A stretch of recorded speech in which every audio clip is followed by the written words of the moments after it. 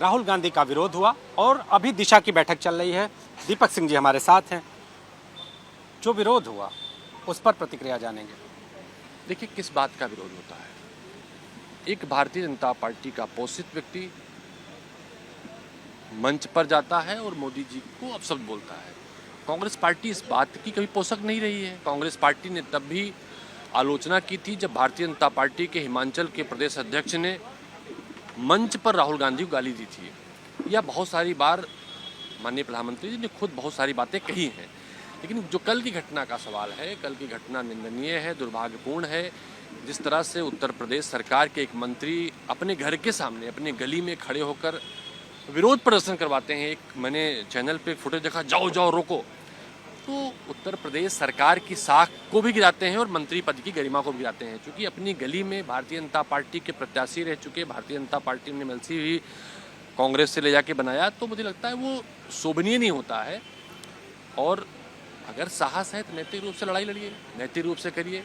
आप क्षमा याचना करिए। कांग्रेस पार्टी में आप रहे हैं, प्रियंका गांधी को भगवान और सोनिया गांधी को माँ बोलते थे। तो मुझे लगता है ऐसे लोग ऐसी हरकत करेंगे, मुझे ऐसी उम्मीद है। और उन्होंने एक पत्र भी लिखा है। पत्र अपने आप में मुख्यमंत्री को सवालों के घेरे में खड़ी करता है।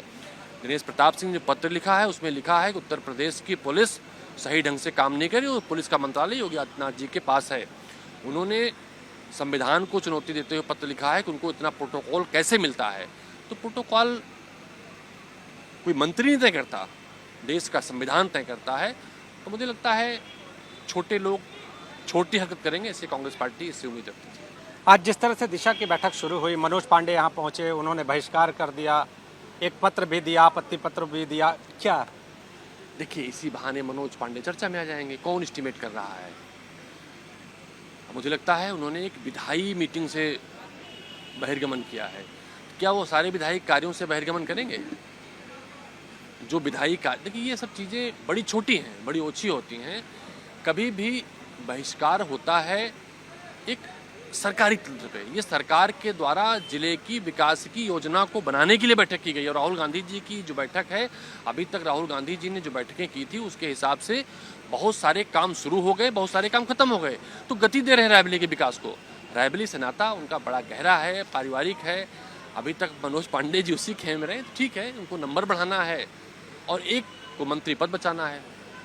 और दिनेश प्रताप सिंह जिस तरह से विरोध कर रहे थे, वो कहीं नंबर बढ़ाने के नहीं, देखिए, दिनेश प्रताप सिंह का इशू नंबर बढ़ाने का नहीं है। दिनेश प्रताप सिंह जी को अपने मंत्रिपरिषद को बचाने का है। तो अपने मंत्रिमंडल को बचाना चाह रहे हैं। और वो एक प्रकार से जिस तरह से भारतीय जनता पार्टी में गैंगवार चल रही है, वो एक गैंग में, वो भारतीय जनता पार्टी के प्रदेश अध्यक्ष की गैंग में खड़े होकर मुख्यमंत्री योगी आदित्यनाथ और उनकी व्यवस्था को चुनौती दे रहे हैं। कांग्रेस पार्टी को चुनौती देने की हैसियत उनकी नहीं है। कांग्रेस पार्टी को चुनौती दी थी तो उत्तर प्रदेश नहीं, पूरे देश में सबसे ज़्यादा वोट से उन्हें पराजय मिली थी। तो दीपक सिंह ये कह रहे हैं कि जो लोग नंबर इकट्ठा कर रहे हैं वो दिशा की बैठक का बहिष्कार कर रहे हैं। इसके साथ ही इन्होंने कहा कि ये जो बैठक है वो विकास के लिए है। कैमरामैन फैजल पठान के साथ नीतीश कुमार पांडे, एबीपी न्यूज़, रायबरेली।